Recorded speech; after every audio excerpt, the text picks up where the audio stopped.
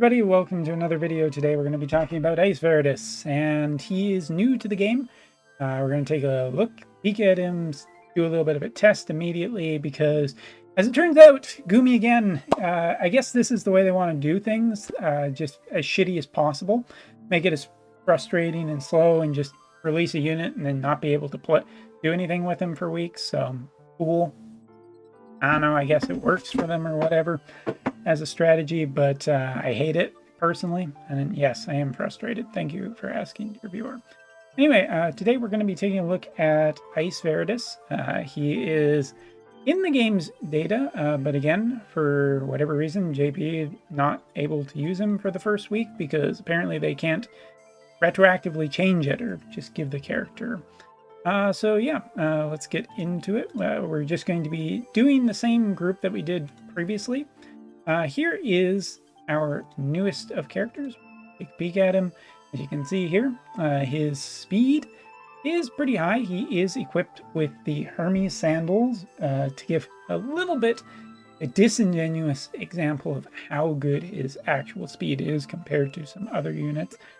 So for instance, his speed is 123. If we take a look at some of the characters that I've upgraded a lot more. Come on, game. You can maybe do it. Here is Sephiroth into his 140. Of course, Ice Veritas doesn't have his 140 yet. 122 versus 123. So you can get an idea that this character's speed is pretty high. But with the Hermes sandals, that's not entirely accurate, but a bit of a question mark with him not having his 140, because there probably will be there might be some speed upgrades in there. We don't know yet. So yeah, taking a look at that, just that, and just for comparison, also against Spring June, who has 134 speed. So, Ice Veritas, I think, represents his stats pretty well. As for his attack, pretty strong right out of the gate. Good accuracy, decent amount of single target and AoE resistance with the current setup. Just to compare it, Spring June here, a little more single target, actually a lot more single target resistance.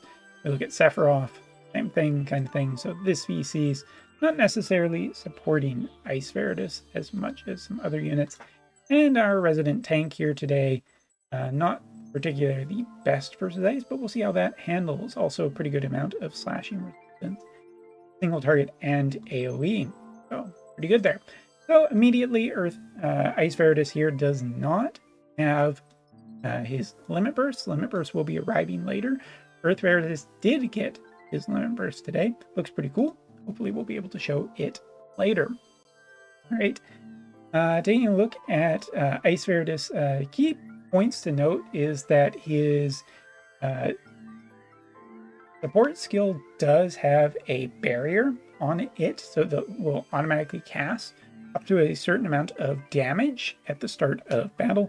Also some offensive in there, as well as just general speed, so making him pretty fast and quick. Talking about his counter ability, is a preliminary counter that before the enemy will attack, he will get a attack in, which is pretty good. And as for his skills, we do know a little bit more. So some of his skills have some pretty good range on it. Most do not. This one, for example, is one of the higher range attacks, a triple hitter that can reduce elemental chain damage, resistance, and for 3 turns while dealing medium damage. So taking a look here, see what kind of damage we're doing up against some of these characters. Again, single target attack style here. So we look at characters that have incredibly high single target attack resistance. It's not doing too terribly much damage. Lower, for instance, on Ashen Mont here, kind of gives a better idea in a more suitable party and even against a tank. Elemental chain resistance reduction just doesn't ever hold that high to me, and still feels like that is the exact same here. As for his next ability, very short range defense down for 3 turns. Small damage. This is basically one of his basic abilities. Very short range on it. Means that he won't ever focus too much on this unless he is in super up close in the mid of battle.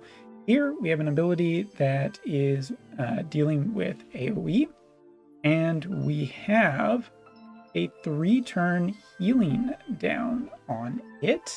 I don't believe there was anything else. Let me just check really quickly. Medium damage to targets within range, reduces healing power for 3 turns, which isn't particularly bad, as you can see here, dealing more damage because not the most AoE resistance on this character. But the thing to note about this, healing power down, I've said very positive things about it recently, but more so when you can actually cast it, generally like with more flexibility. That's one of the things that made Cypher so good. This is such a limited range that I just don't see it will be as anywhere near as good as some of the other ones. All right, and this one, kind of interesting because by the looks of it, it does have casting time to it. Let's just move really quickly up here. And yeah, 200 casting time is a little bit weird for even extreme damage. As you can see, like it is dealing more damage, but on a single target with a lot of single target, if you don't have single target resistance down on the character, this is doing, feels like very little to absolutely nothing. This one is his job level 25, a barrier breaker ability, which will be very, very important for him, AoE. A little bit at odds with one of his key abilities that we're about to talk about here that was already covered in the preview, but just in case.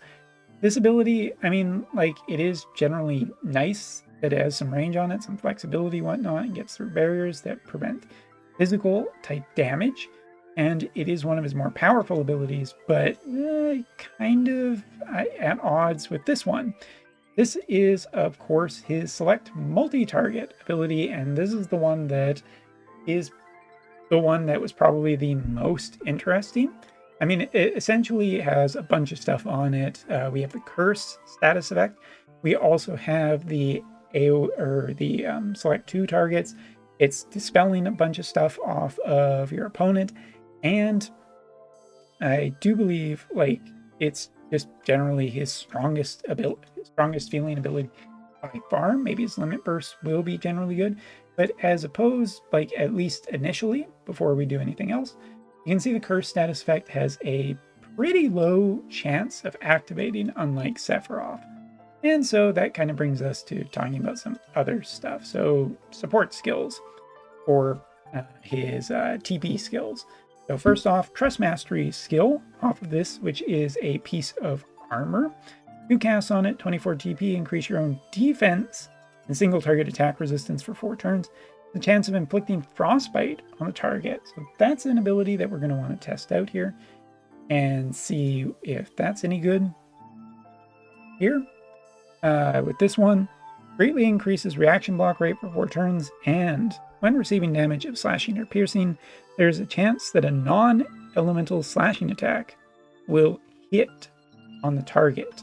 So kind of interesting there. Also can cancel re-raise out on your opponent.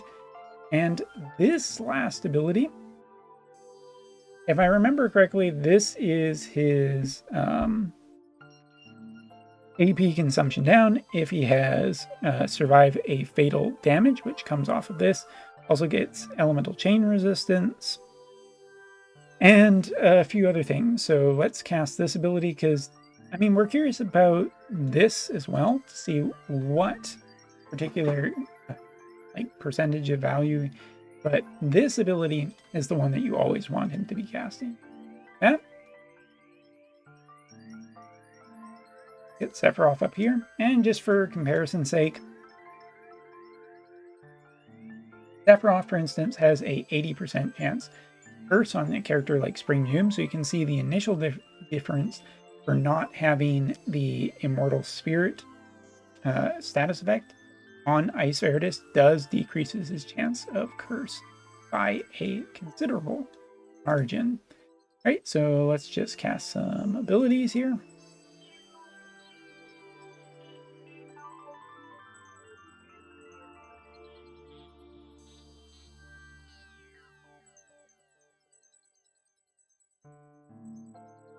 I don't remember which is the right one. Now we'll see how his damage dealing changes. So first off, AP cost now has been pretty fairly reduced throughout his entire kit. Generally looks like good value here. So here we have this, where he's dealing large damage, but it's only at 18. Taking a look at what he can do versus Sephiroth, we're up to about a 48% chance on Sephiroth. But if we wanted I think a fair comparison as to Sephiroth's chance of causing curse, here we only have a 40% chance against June, which is half as effective and pretty concerning in terms of potentially getting it.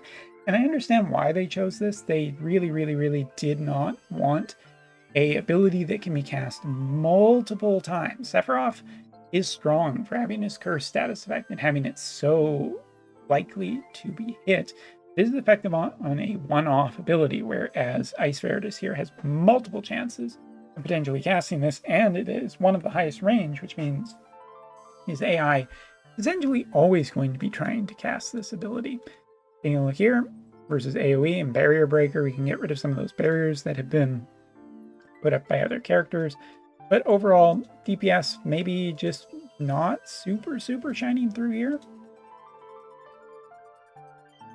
So just one more time, I need to double check because I can't keep track of all of this for him essentially. But yeah, let's we'll cast this because we want to kind of see what the frostbite effect is like, and we'll also throw some attacks his way versus Ice Veritas. First of all, pretty big, I would say, advantage for a fire character against an ice-based character. 80% chance of the curse status effect. We can also see the chance of his reaction activating here. And there's a couple of interesting things that I find off of this. First off, 29% chance of a 766 versus 3001. Relatively weaker damage, but the elemental difference here is probably considerable. Hit accuracy, I'm not too worried about because it can generally be better. But what's interesting is that his curse status effect also, or not curse, sorry, frostbite status effect also comes back on his counter, making his stress mastery quite nice that you can apply that effect to other style attacks that even you don't necessarily control. So we'll do that. We'll just test out a few other abilities. And here, kind of interesting, we also can see one of the more major things, which is to do with the barrier in effect. That might actually be something that I didn't consider briefly for a moment there. So here we have this barrier that is being erected is actually blocking the physical damage. Makes me feel like our limit burst here is doing considerably more damage, but is actually being reduced. And because I don't remember Barrier Breaker on Sephiroth's limit burst, I didn't think that was there, and I don't think there's a dispel effect. We can try a few other attacks. I can just get the positioning right. That one's dealing damage. That one's dealing considerably less damage.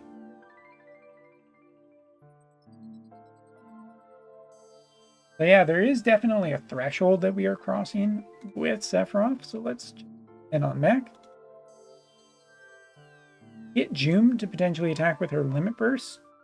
Pretty good. I mean, if you think about a character in terms of Guild War, or that might be in multiple series of battles, constantly having this barrier here is a considerable amount more HP that this character has accessible constantly, and is potentially requiring just constant barrier removal to maybe stop him from being as dangerous.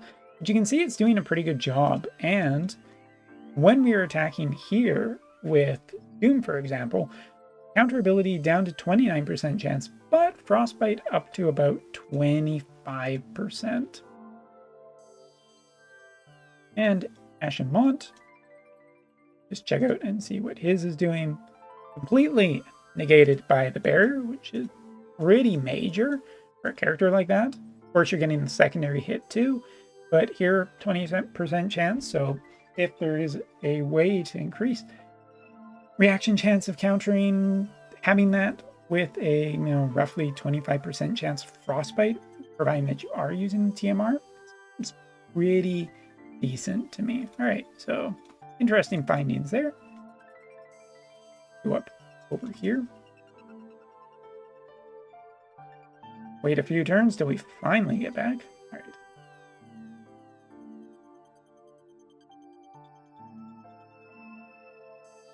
I kind of just want to see this, whether this seems to be really doing too much more. Seems roughly that Frostbite is hovering around a 25% chance. Faith on this character isn't particularly, well, it's 50, so not low, but it's definitely not high either. Not that you would not want to be running him with that, since his his damage barrier is essentially anti-physical. So having magic against him, higher faith, is generally worse. Seems Let's go ahead. Sephiroth.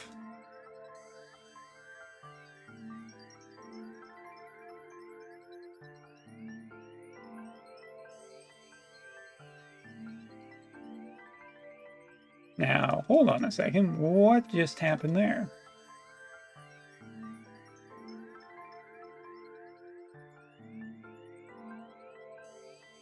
Yes, we were doing damage to Sephiroth. Did I just not select Joom as a target there? That probably was my bad.